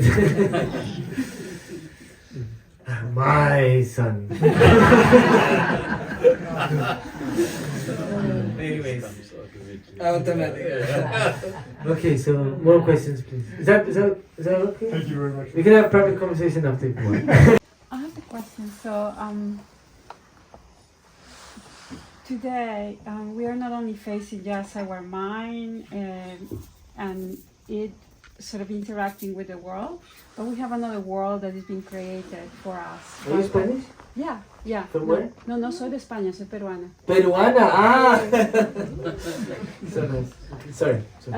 So I'll go back and anyway, one of the things that I am studying is about how do we actually respond to so many other stimuli that is out there in terms of, you know, the internet, the personas that we create to interact. And some people actually living in another world, so it's like they are not even grounded in the day-to-day relations, but they have all other personas, other worlds. So how can we use some of the stuff that we're learning here to actually interact or help other people, help ourselves also, dislodge from that dependency? Yeah, dependency, that's a key word actually. Body chemistry. Right? I mean, when you look at the screen and you start scrolling, it's releasing little drops of dopamine. Yeah. Or serotonin, or was it melatonin, what is it? Anyway, many different types of chemicals, right? I'm not a biologist, but I did study a little bit. So I do understand a little bit the process. So the receptors, they actually become addicted. So they actually, for example, if you're like, even if you're watching TV or you're doing something else, automatically you want to grab the phone and start scrolling or looking at something. Mm-hmm. Because the body is addicted, so the body actually influences your brain or your mind to make that decision. And that, of course, if you think about the receptors, how tiny are they? The cells in the amoeba in our body, they're so small. But they have such a strong effect in our decision making. Mm-hmm.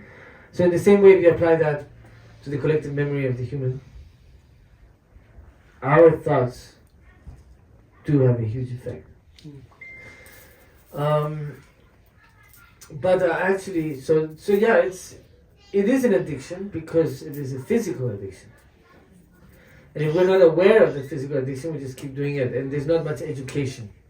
Actually, I think the phone, if they knew about the consequences when they were inventing it, it would probably be illegal. Just like sugar and many other stuff, like cement and plastic and whatever. So many inventions that you don't understand how possibly it's accepted in society. But that's the thing, you know, slowly things are accepted and then people don't really know the origins. So basically, like for example, when you there's many cultures, but there's things that we do, habits that we do that we don't know the origin, why we do it, but we still do it. Okay? So for example, when people like do ching ching, they like salu, you know, they take the ching ching, they what do you call it? Cheers, right? The origin of that, nobody knows where it comes from. Very few people. But that comes from back in the days, people used to poison each other all the time.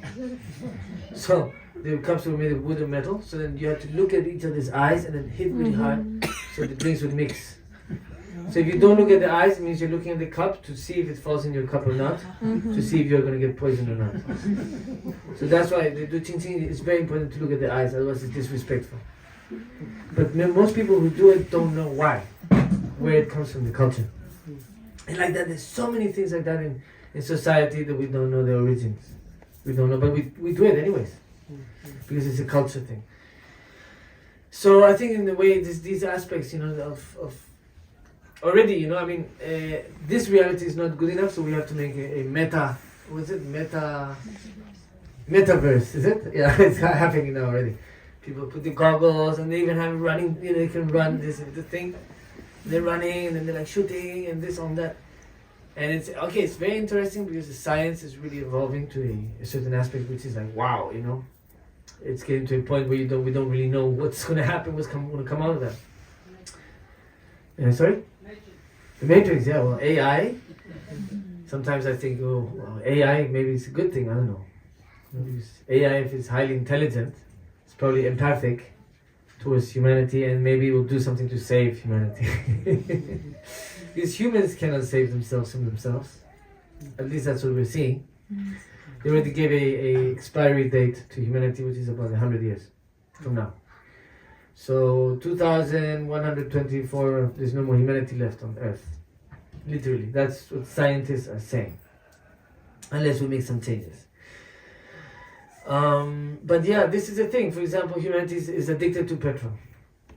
1 liter of petrol is equivalent to, I don't know, 225 hours of one person working non-stop.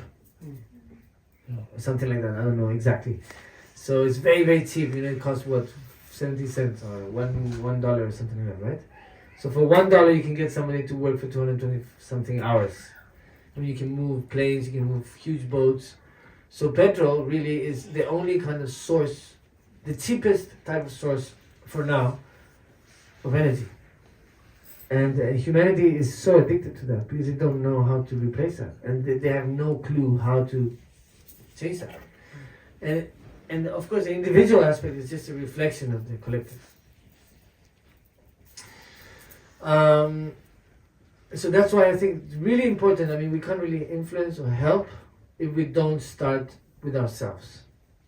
So for example, whatever aspects that we have, our habits, our daily life, daily routine, what we do, how we do it, what we think, what our intentions are. Intention is very important because that's the basis of the karma, right? If you have a good intention, the action is relative. If you have a bad intention, the action is very relative also. In the sense that, for example, if you have a good intention, the action that you do, karmically, there's not so much negative karma compared to if your intention is bad, to hurt the person or do something bad, or very selfish, where you don't care about the other people, you want something for yourself, then the karma can be very heavy, negative karma. But the action will be the same. So in that aspect, it's also very relative. And then, of course, the education that we have, the children. For example, my son, he doesn't have a phone. I mean, he has maybe on the weekends he can watch some TV, a little bit of phone because it's important for him to understand also. Because otherwise, all the other kids have phone and he doesn't, so he's going to feel really like, oh, why don't I? So I don't want to create a big addiction to him because he doesn't have it. But I do help him to switch out of it. So many times, like on the weekend he can watch TV. We watch like something together. But yeah, he can sit in the car when we travel. He can sit 5, 6, 7 hours without TV, without the phone, just looking at the, eating, talking, listening to music. That's it. He's capable of sitting there for 6, 7 hours straight. And he creates his own distractions, right? He distracts himself. Like he's a typical kid that you leave him with his toys and he's going to play by himself because he's so much fantasy. He talks to himself. And these things today, it's very hard to see children doing that. Very hard for a child to be alone playing by themselves. Why? Because of the phones. Already you see, when you put the baby to give them food, already they have something to connect the iPad into. But the cars all behind, they have all this prepared to put the iPad this thing. Already children are doing like that on the windows of the car. And why isn't it expanding on the window? Yeah. Maybe always we would take toys and we put toys in, so he'll be playing on the table. It's his toys. He doesn't have the habit. He will never even ask for the phone because he doesn't have the habit of having a phone in a restaurant or in the car. Because that's how I programmed him. That's how I educated him. That's how I raised him. With that, those consequences in mind. Love. Yeah, exactly. So the same way, if you program your mind, if you educate your mind to be addicted to those devices, which are designed to be addictive, by the way, very addictive. They're designed that way. Why? Because we live in a consumerism, capitalistic system. So of course, if we don't have the tools to understand that, or we don't make the effort, we'll just follow that kind of. Because for me, it's like wherever the masses are going, I go the opposite direction. Because many times it's not really about, the masses are not going in that direction because individually they've thought about it. They're just going there because everybody else is going there. In music, same thing happens too. Many times the commercial music is really what sells and everybody listens to that because it's familiar to them. When you listen to a song 1 or 2 times, you listen to it again, you're like, oh, I like that song. But because you're familiar to it. Right, but that doesn't necessarily mean it's good song. The really good music these days doesn't really exist so much because it's not commercial. So the artists, they can't live off of that. They have to do work and then they have it as a hobby. But anyways, you can just see that in so many perspectives and aspects in life. And I think really the most important part, of course, in education is to really be very, very, very careful with screens and children. You know, because it will become, maybe temporarily it's the solution, but in the long run it's going to make things really difficult for the parents and for the kids too. Because then even to be centered, to have attention, it's going to be very difficult, because whatever they're watching the screen is changing. So to focus even 1 minute or 2 minutes, conversation, you're talking to them, already going, you know, which is normal. But you know, also there's another extreme aspect. They say, oh, it's ADHD. But for me, personally, ADHD means they're not running enough outside in the park. If the kids don't exercise enough, of course they're going to have ADHD. That's how they're designed. The kid is designed to play, to get the energy out, you know, that's the healthy way, you know. Back in the day, our generation, I mean, personally I didn't experience it, but my brothers did, my brother and sister. The parents would have to fight with the kids to come into the house. They're all coming, it's dinner time, they're playing the park, they couldn't get them in, right? Now, the parents have to fight with the kids to get out of the house. So anyways, something like that. Does that align with your question? That's helpful. Thank I you. think it's important to be aware and to at least to inform the children, to inform the parents also, and ourselves, you know, for example, to the phone. For me, the phone, like if I'm charging the phone, it has a lot of radioactive waves, so when I charge it, I always try to keep it as far away as possible. When I go to sleep, turn off the phone. And maybe during the day, maybe for 2-3 hours, I put airplane mode, I just leave it there, boom. Many times friends of mine get angry and say, why don't you have the phone off? I was calling you, I was writing to you. I'm like, well, too bad. Too bad, I can't be available for everybody all the time, right? That's a bit selfish from your side. No. I'm joking. A little bit joking. But yeah, that's the thing. And also the telephones, they say, oh, it's telephone, it's internet is making people come together, but also it's making them separate. Because I've seen many people go to restaurants and everybody's on the phone, nobody's even talking to each other. And also the fact that you can talk to the person anytime you want, even if they're on the other side of the planet, it does kind of affect our value for the time we spend with that person. So back in the days, I remember back in when the hippies were around, the real hippies. Being hippie is a lifestyle. It's not just moving your hips a lot or walking around naked on the beach. It doesn't make you hippie. But so my friend, he used to say, in Ibiza, you know, they used to live. And she said, I would decide maybe in the morning to go to visit my friend. It would take me maybe 3-4 hours to get to his house.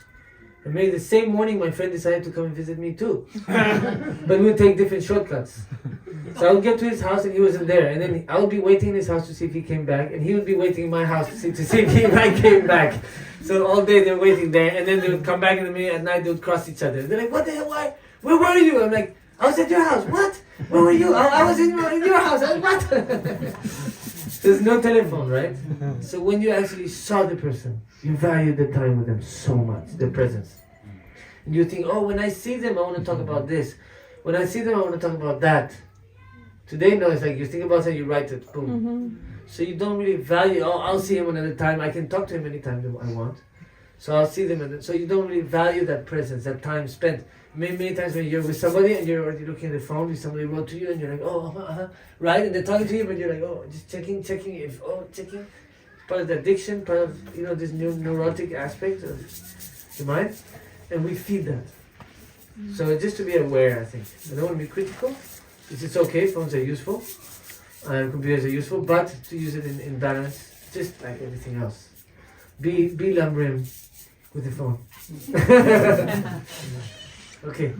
Thank you. Plenty more questions that would be wonderful to continue with, but I think we have to allow these to be opportunities for you to come back and we can ask more questions at another time. Sure, but if there's more questions, just like we can do 2 or 3 more. You have one? On the path to the state of mind when mind is trained and stabilized and when you can observe the processes in your mind. But when you're not on that stage, when you're on the path to it, at least you have intention to reach it. the only one evidence that I can find about this unlimited inner potential of becoming a Buddha that every sentient being has, according to Buddhism, is relying to root text and relying on devotion to my dearest teacher. I'm lucky enough to have a teacher and to have an access to to study the Dharma as far as I can. But without relying on the root text and without relying on words of my teacher, I cannot find any manifestation or any evidences, any proofs, even when I use that limited logic that I have, to persuade myself that this inner unlimited potential of Buddha really in every sentient being. Because when I observe those negative processes in my mind and positive processes in my mind, both of them are very conditional and very temporarily.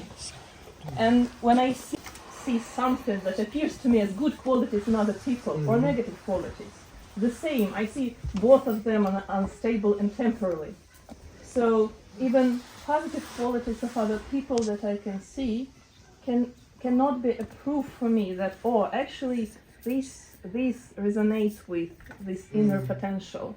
Because it's temporary, it's conditional, it's not pure, it depends on many different factors. What would you advise would be, to investigate how to reach the point to be absolutely sure that every sentient being has this inner potential to become a Buddha? Thank you. That's my shortest time would prove it. My shortest word. Okay, so I have one question also. So you have devotion to the teachers, to the teachings, but you have devotion towards yourself? I'm not sure that I understand what does it mean. So the same devotion you have for the teachers, do you have it for yourself? Or for the teachings? Do you have that trust in yourself? It's food for thought, you don't have to answer. So yes, of course, there's many aspects in the teachings which is maybe exaggerated or it's taken out of context, because also we have to understand those teachings were taught back in another time with another type of understanding of life and the culture and perspectives and all that, right? So we need to be more practical, right? So I'm sure you said you don't see when people are positive or negative, like in your mind, so much result, but actually there is a lot of result. But maybe you're not observing exactly that, you're maybe being more critical about other things. So I'm not saying that you have to follow step by step every page, right? Because you don't. Actually, there's no manual for liberation. You really have to walk the path. Nobody can walk it for you. There's many manuals, okay, for many roads that all lead to Rome, right? Eventually, hopefully. But so of course you need to be able to discern what you can relate and identify with. So the very basic aspect. If you're kind to others, you'll feel happier. This you can agree, right? If you're mean to others, you'll be more unhappy. If you're more selfish, you'll suffer more. If you're more helping, like altruistic, you'll be more happy, right? So these are just very basic kindergarten things. But all the texts are based on that in a way.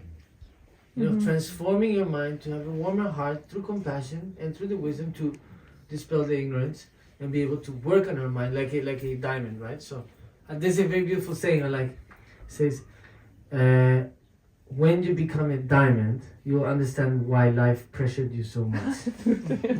Right? So, and of course many times we also beat ourselves a lot because we expect to reach somewhere. Many other people are faking perfections, and then we're like, why can't I be at that level? But maybe that person is at much lower level than you, but you're just idealizing in a way in order to put yourself down, because maybe that's the programming we have. Maybe when we were a kid we got put down a lot, so our nervous system and our programming automatically does that for us to put us back into that state of mind, which is the most familiar. Right? So, I mean, I can't really talk for anybody else but myself. But for me, sometimes it is hard to grasp some of the concepts. Like, I help all mother sentient beings. I'm like, oh my God, let's just take a step backwards. It's a great concept, a great wish, but I need to be practical. Otherwise, I get lung. You know what lung is? Frustration, like difficulty. So in Tibetan, lung means winds. So you get the winds. Like, how can all mother sentient beings like I can't deal with that. Stress, yeah. Stress comes up. So if I say, okay, I want to help me, so I can help my son, so I can help everybody that I come in contact with. If I see and if I have opportunity to help somebody, I'll take it. You know? But I cannot just be thinking, all sentient beings are me, because it's unrealistic. There are some things that are unrealistic, at least for me. For other people, maybe it's very realistic. I don't know. But for me, to think like that, it really depresses me in a way. Because it's impossible, literally. We don't even know how many sentient beings there are. Just on this planet, there's a few. Now they're talking about universes, multiverses, omniverses, and who knows what's after that, you know. So, how many sentient beings are there? You know? I mean, if you really, you have to understand that many things in the teachings are metaphors. In metaphors to understand or to relate to something. But for me, in my case, like I can't relate to that, not yet at least. Maybe when I have more bodhicitta or compassion, maybe I can relate to that, I don't know. But for me, it's like, okay, and to reach enlightenment also for me, I don't see it so practical in my way. It's important to see the port. Where do you want to get to? So I want to be a better person. I want to be a better person than I was yesterday. So today I challenge myself. But if I have to become enlightened in this lifetime, I prefer to go to Hawaii and just sit on pina colada. It's easier. I'm not recommending to drink pina colada, right? Non-alcoholic. But it's just an example. Right? For some people, that's very helpful to say, oh yes, I want to reach enlightenment, so that's why the tantric path, the fast path. So I'm going to visualize myself as a deity, and then embody that, and then that helps me to really reach that so much faster. But for other people, maybe that's really difficult to do. You know, for me, I have to go day to day. So today, what do I work on? Okay, maybe I wasn't kind to such a person, or I wasn't able to really do what I wanted to do today. Like today I wanted to do some exercise, I wanted to read, I wanted to write, you know, and I didn't do it.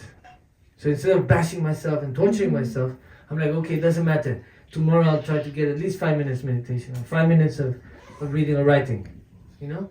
But if I just get stuck there, like, why did I do it? You know, it's a little bit like that. So if you think, I have to become enlightened, that's quite stressful. Because when you start talking about the levels of realization, just to reach certain understanding of realization, it's already so complicated, so hard, you know, it's like almost literally impossible. But one of the things that really helped me is instead of looking forward and saying, wow, look, I have to climb Mount Everest, it's so far, so difficult. It's like saying, look back. You look back and then you say, oh wow, look where I've got to up to now. What I looked like 10 years ago, my mind. Wow, my mind was pretty bad 10 years ago, right? And now I've improved so much. So that gives you hope and strength also to keep moving forward. But it's all about the small steps, not the big steps. Forget the big steps. If you have a ladder and you can't even reach the first, what's the point of having long steps? But if you have small steps, you get there immediately, right? So I think really to focus on those small steps daily, and you don't have to just take everything in the text as real, you know, you just look at it, you try to apply, you try to see, and this works with me. I understand this. This I don't understand. Maybe I'll understand it later on. I'll leave it for later.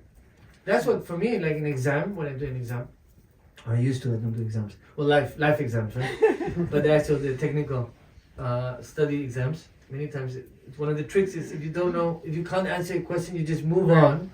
And then you go back to the question later, right? Yes. That's what most of us do in exams. I used to get stuck in one question, I get so frustrated and I couldn't answer, and then I would leave the rest of the exam empty. And that's in a way what many of us do in real life. So if there's something you can't tackle, if you're worried, if you don't know what decision to make, you just sit down. Take a breath. Procrastinate a bit, right? And then you may see the next step. Anyways, that's for me, it's been my experience. Thank you. Okay? Yes.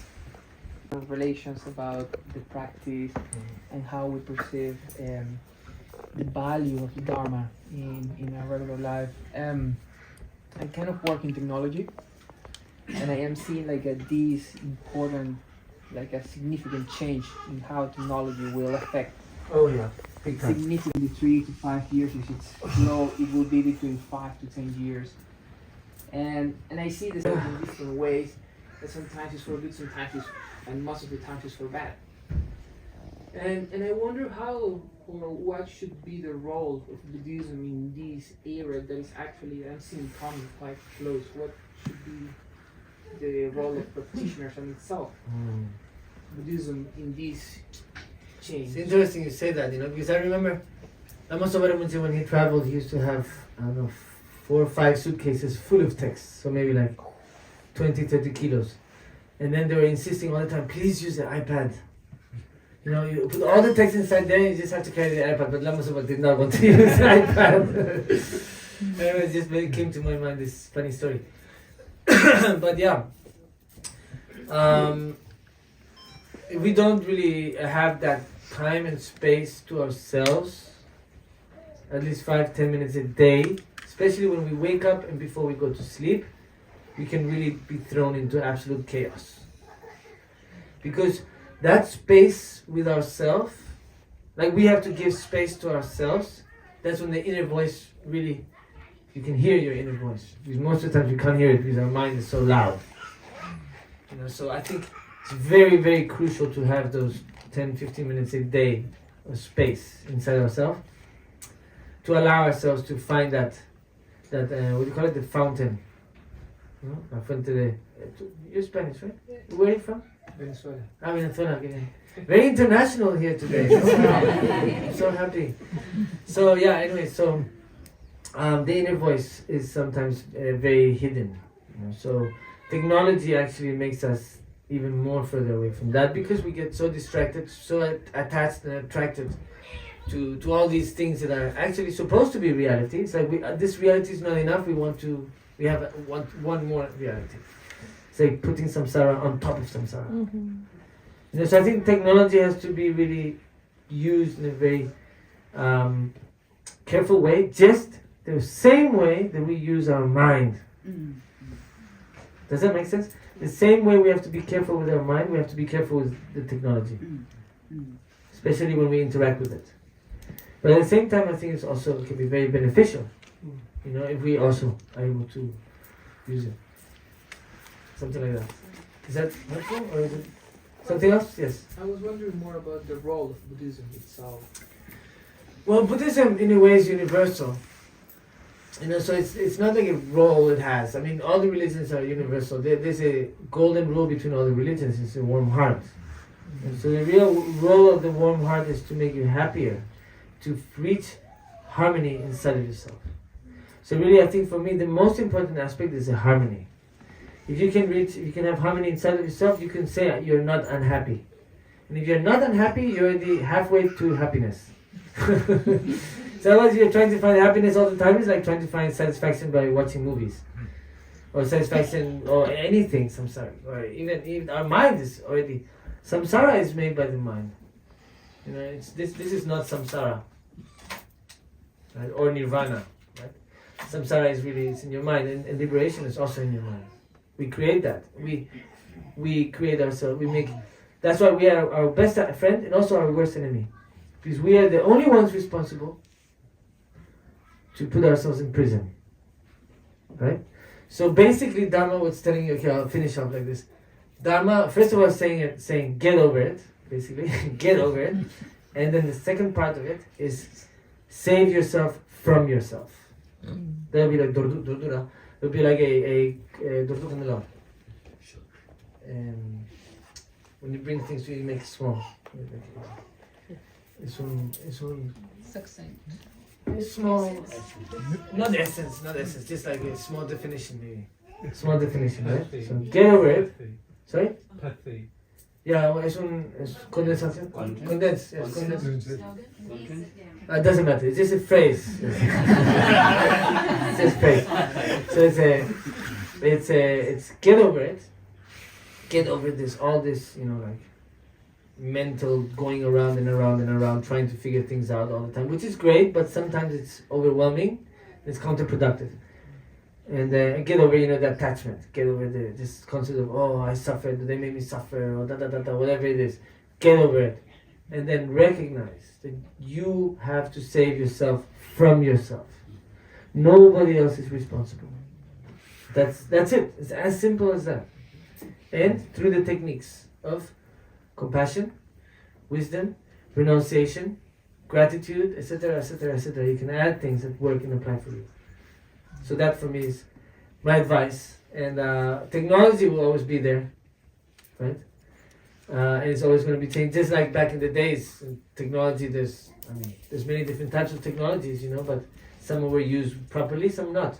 The Chinese invented dynamite for firecrackers, but then the Westerners took it and made it into a war, into killing human machine, right? So the dynamite, it became gunpowder.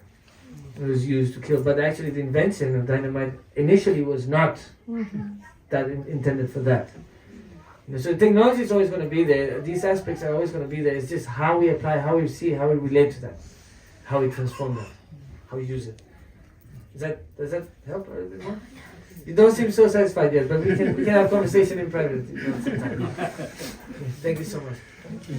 So we dedicate. Thank you very much, Osel. So just to say, just a few words just for closing. We have representatives from many different countries, a lot of different cultures, and so on. I think everyone can relate so much to what you've had to say today. Thank you. And so, thank you from the bottom of my heart. Thank you so much. And as I say, I'm sure there are plenty more questions, so I hope there'll be many more opportunities to share those questions with you. So sure. please come back again. So just a very small offering, Osel, on behalf of the director, Kathy, Yatana, the board, the members, and all of those here. Thank you so much. Please accept the very offering. Thank you so much. Thank you so much. 전전을 뭐지? 만에 반함 기규지 개와라냐 말하네 바라야 권에 혼도 배워 쇼 개와디 뉴도다 남아 상계 중에 도와라 지경 말에 버티 사랑에 거래로의 코로의 신감이 편안대와 말의 중에는 진리 세월 대주가 소위 샤를 쓴데 봐도 땡큐지